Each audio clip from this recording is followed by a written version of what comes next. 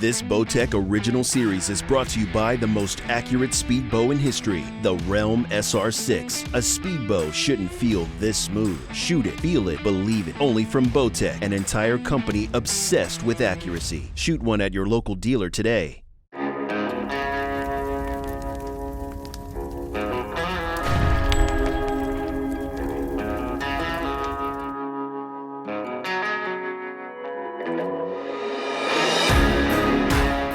In front of me, I've got a beautiful venison backstrap or loin. And when I'm thinking about recipes for cuts of meat like the backstrap, there's not a lot of connective tissue and there's not a lot of fat, so I have to add some flavor. The other thing I want to think about is cooking time. So things that have connective tissue, we braise, we roast. This we're going to saute. And I'm going to add a ton of flavor by making a pepper steak. A take on a classic steak au poivre. We're doing venison au poivre. The very first step is we have to remove all of the silver skin. So let's get started by gently sliding the knife just under the silver skin and working it off. Before I get too far into this delicate job, you want to make sure that you've got a really sharp knife. I want to show you how easy it is. Now, the first thing that you have to imagine is a matchbook, one of the angled matchbooks, old school. And imagine that matchbook between the blade and your sharpening steel. This honing steel, this will bring that blade back into alignment. What happens is, if you can imagine, that blade through use, it doesn't get dull as much as it bends, which makes it dull as you try and pass through. And what you want to do is work both sides. Now, you can do it a few different ways. You can put the steel down, and this is a great way to start to get comfortable. But the steels are all designed with this break. So as you're sharpening, if it slides down, it'll hit the break rather than hitting your hand. Now, one of my favorites is a diamond. So have a look at that. That's a diamond sharpening steel. And just a few passes, and that's sharp and ready for work. As you work around the loin, you can press it down flat so it's easier to work with. The other thing you can do while you get comfortable with this is work in the direction away from you. So slide your knife just underneath, pulling up with a little bit of pressure, and use a sawing motion, and you can see that very little, if any, waste is taken. The first step after getting all of the connective tissue off, look at the color of that flesh. It's just beautiful. It's dark and it's rich. I want to make sure that I portion it evenly so each piece that goes into the pan cooks at the same time. So the first thing to do is I take about an inch right off the end. So I'll slice that off. Look at how beautiful that is. And set that aside. That's for the chef. Then there's two different ways to portion it.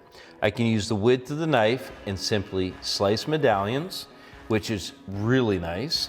Or I can do a double width, so 1, 2, and slice that.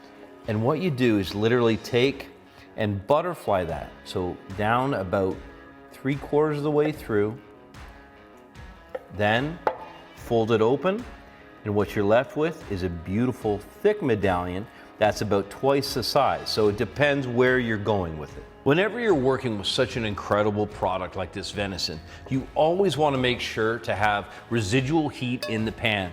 What that means is once the pan is heated up, that when you put the product in, it's not going to cool off. That means you need something cast iron or at least something heavy bottom. And I'm going to put that on medium-high heat. Once I start this cooking, I want to get good coloration on both sides and then get it out of the pan. I'd really like to serve this medium or even medium rare. With the pan up to temperature, I got some flavor going in there. The butter's in and melted. I used a camelina oil and then some fresh rosemary and garlic. Notice I didn't peel the garlic. I just want to flavor that beautiful oil.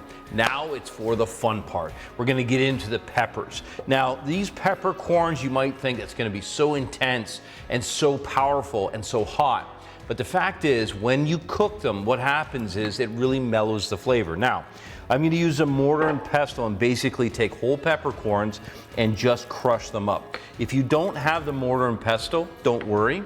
You can take the peppercorns, put them onto the board, and then just using a good pan like this, you can use this handle as a lever and literally crush the peppercorns just like this.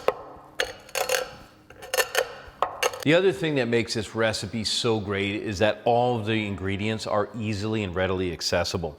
The next step is to just simply take these beautiful medallions and press them gently into that pepper.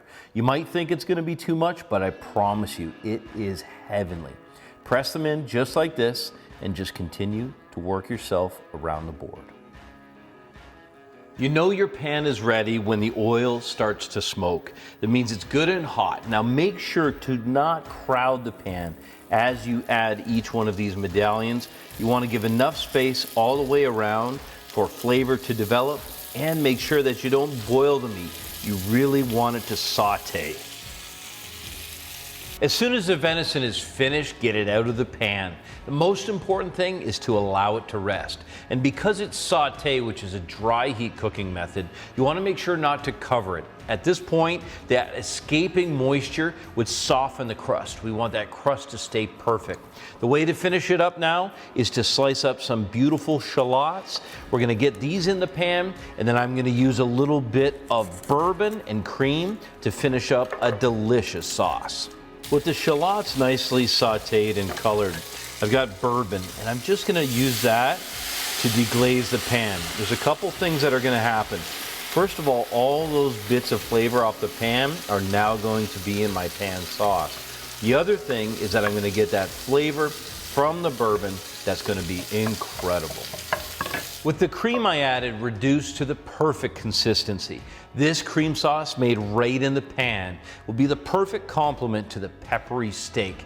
Now that bourbon and the cream and these really acidic asparagus are going to bring this dish together in a really powerful way. The next time that you have venison, I highly recommend that you try venison au poivre.